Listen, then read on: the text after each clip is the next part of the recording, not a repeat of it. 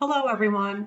I hope you had a great weekend enjoying the sunshine while it lasts. Before I review the work for this week, I want to discuss 3 points. The first point is about your literacy narrative. I'm in the middle of reading your literacy narratives and hope to have my feedback and grade ready for your review by next week. When your essay has been graded, I'll email you instructions about how you can review the rubric for your essay and my in-text comments on the digital draft that you submitted to Turnitin. If you did not submit your literacy narrative, you'll have until the end of the day on March 1st to submit your essay to the Turnitin link in the Week 4 assignments folder. But for each day the essay is overdue, it will receive a 1.5 point grade deduction. The essay is worth 100 points of your final grade, so please do submit your final draft as soon as possible. The second point is about the grace period. The first grace period has ended, and the assignments folders for weeks 1 through 3 are now permanently closed. Grace period number 2 will start during week 8, where you will be able to submit past due assignments for weeks 4 through 7 without a penalty. And the third point, save the date because on March 13th from 1 to 2 p.m., CTAS has reserved a spot for our class. During this time, you'll have the opportunity to work with the tutor on your rough draft of the persuasive essay. The tutoring session will be virtual, so you won't need to be on campus to attend. Not only will the session provide you with feedback for your essay, but if you stay for most of the session, at least 40 minutes, 5 extra credit points will be applied to the final grade of your essay.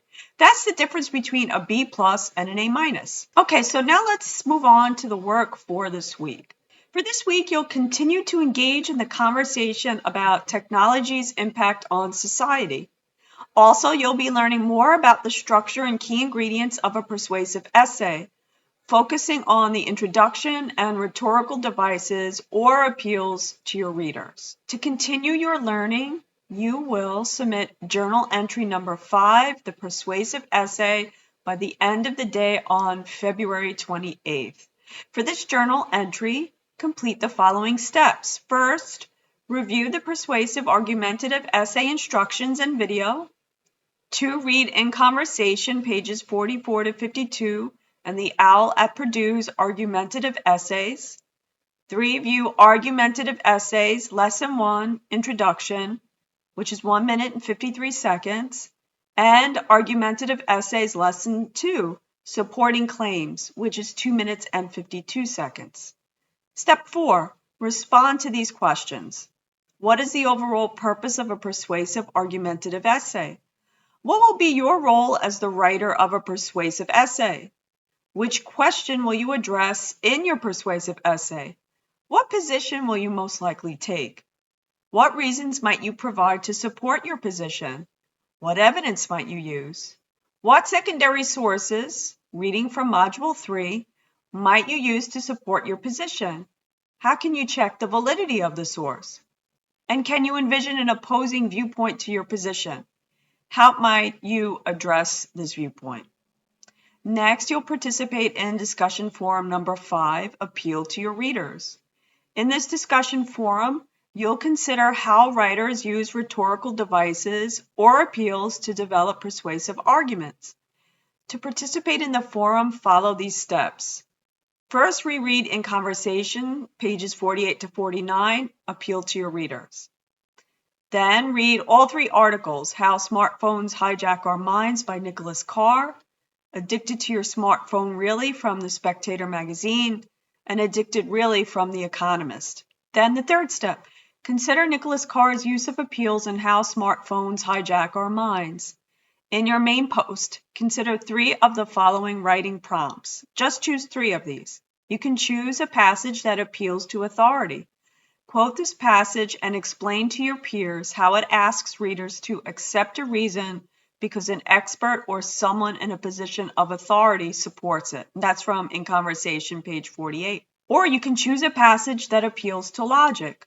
Quote this passage and explain to your peers how it asks readers to work through a set of propositions to reach a considered conclusion. And that too is from In Conversation, page 48. Or you can choose a passage that appeals to emotion. Quote this passage and explain to your peers how it asks readers to feel a particular way about an issue. And that's from In Conversation, page 49. Or you can choose a passage that appeals to principles, values, and beliefs.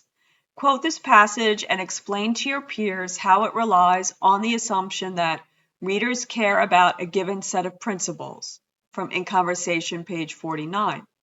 Or you can choose a passage that appeals to character. Quote this passage and explain to your peers how it uses the trust me strategy. And that's from In Conversation, page 49.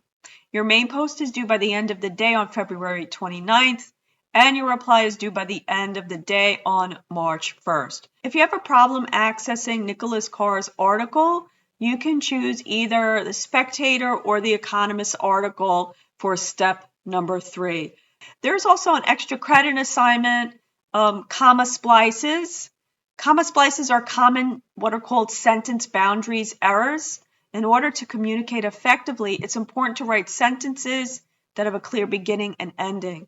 In other words, it's important for your reader to be able to determine where one sentence ends and another begins. This is a sentence boundary. For this extra credit option, you'll practice spotting comma splices and learn how to fix them in your own writing. To complete this extra credit activity, follow these steps. So review the document on comma splices to get a sense of what they are, and then you'll fix the following sample sentences. If the sentence does not contain a comma splice, you can just say it's fine. The sentence is fine. It doesn't contain a comma splice. And this extra credit option is worth 5 points and is due by the end of the day on March 1st. If you have any questions or concerns, don't hesitate to contact me. Also, please feel free to stop by during the virtual office hours on Monday, Tuesday, and Wednesday from 12 to 1 p.m. That's it for now. Have a wonderful week. Bye.